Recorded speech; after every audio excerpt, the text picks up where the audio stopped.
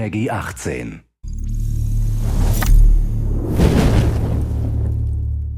Hello everyone, this is Ryan Bernard, Game Director on Tom Clancy's The Division. And today we're very excited to give you this exclusive walkthrough where we're going to follow a team of 3 players as they move through the Dark Zone. So here we have our group of 3 agents, Ryan, Megan, and Bronson, and we're going to be following them as they enter this very dangerous area in search of some awesome loot. Ryan is set up as the healer for the group, so he's got support skills loaded with Pulse and Healing Grenade. Megan is DPS, so she's got the Seeker Mine and Sticky Bomb loaded up. And Bronson's going to be taking the brunt of the punishment, so he's got Pulse as well and the turret, so he can keep the attention of the enemies during firefights. After the virus broke out, the Dark Zone was originally set up as a quarantine zone in the middle of Manhattan to contain the sick, but things rapidly went out of control, and there was a massive blackout and the military had to evacuate.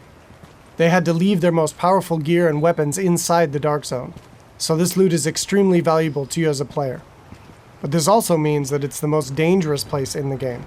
This loot attracts a lot of attention, including other real players. The Dark Zone is a multiplayer gameplay space in our world, which you can seamlessly enter without any loading screens. Outside of the Dark Zone, you can play in teams of up to 4, but once inside, you can decide to collaborate with other agents or betray them, kill them, and take their loot.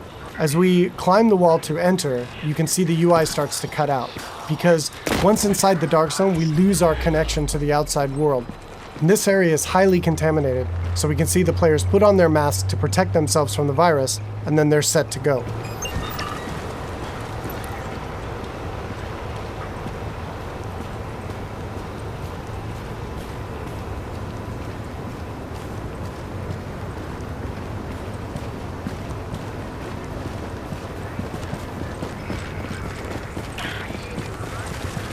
Okay, now we see our group is coming up on some enemies up ahead. As we get closer, we can see that these are actually part of the Rikers faction.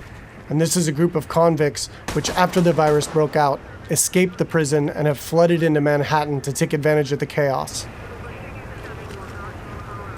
Here we can see Megan does a pulse, which gives the group information about what enemy types and levels that they'll be facing. And then we can engage. As you can see here, Bronson's going to go up right on top of him and take point, so he can take the attention of the enemies and draw aggro, and we can support him from behind with healing grenades, as you saw there, and covering fire.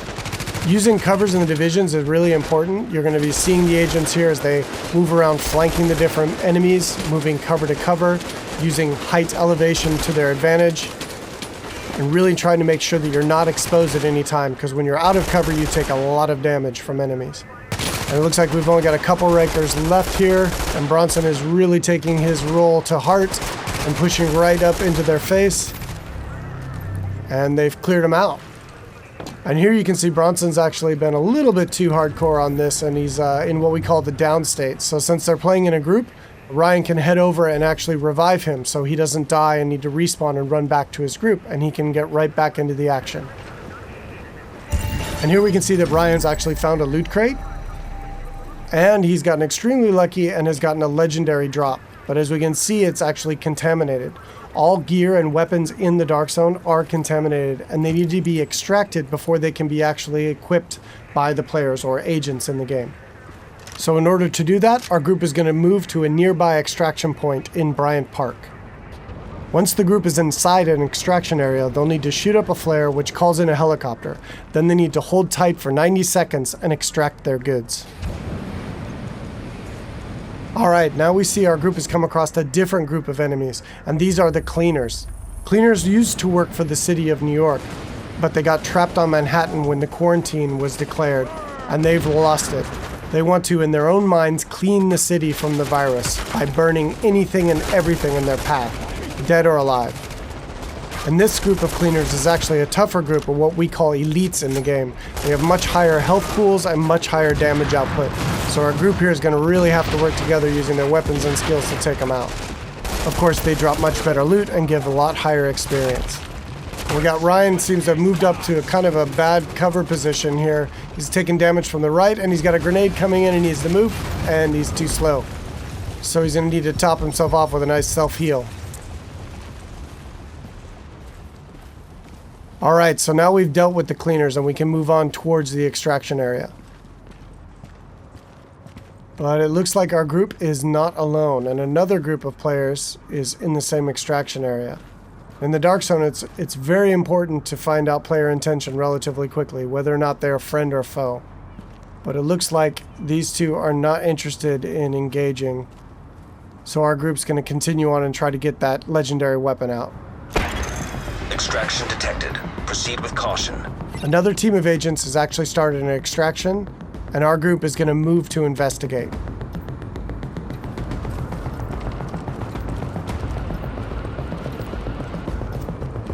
And as they come around, we do indeed see that an extraction is taking place, and they got about a minute left on their timer before the helicopter shows up. We don't see the extracting team.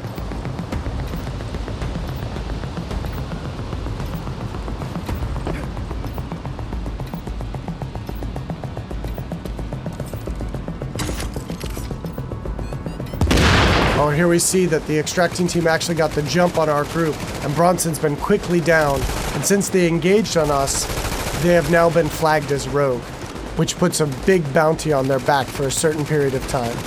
Luckily, Bronson was able to make it back to our group, and we were able to quickly revive him and get him back up into the fight. And now we've got some PvP chaos happening. And here we see Ryan throws out another healing grenade to heal up both of his teammates as they're flanking around to the left to try to get better position on these rogue agents. 15 seconds. Alright, we see Megan's going to throw out another pulse, which really gives us good positioning on their locations. And here we can see another downside to going rogue in the Dark Zone. They have attracted another group of players, which is helping us take down this rogue group. And there we go. And of course, when you die in the Dark Zone, you drop any contaminated gear that you're currently carrying. It looks like the two groups now can divvy up the goods that they got from this rogue group. It looks like they've decided to just take out the new players and take all of the loot for themselves.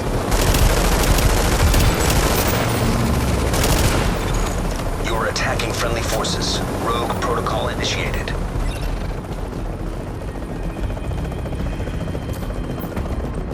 So now in order to secure this loot, to make sure it's theirs, they need to complete an extraction.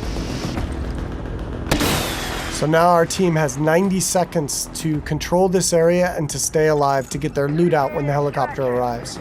And you can see them fanning out into good cover positions here in case any other players come into the area or those groups that we engaged come back.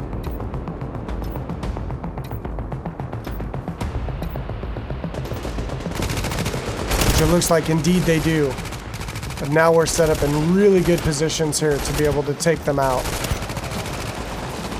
Bronson and Megan are laying down damage from the front line, and Ryan is supporting from behind.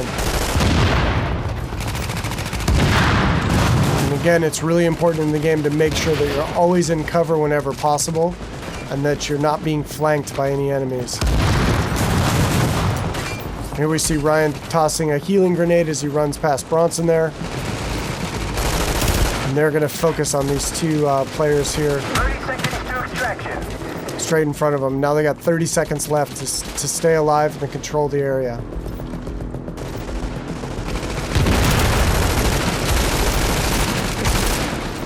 And that was some nice coordination there. It looks like a double kill coming off. All right, and they dealt with the other group yet again, and now the helicopters arrived, so they were able to survive and be able to get their loot out, and will head back to their base of operations.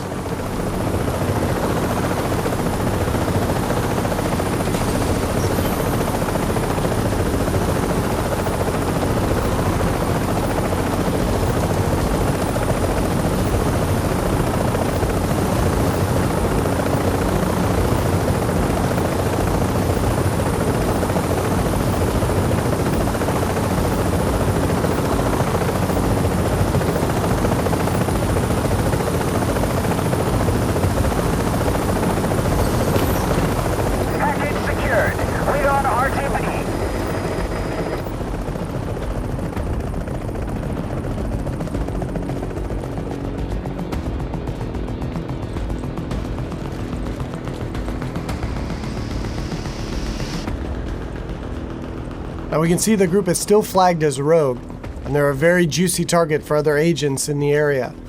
So they really should leave this area quickly and decide where to head out to next.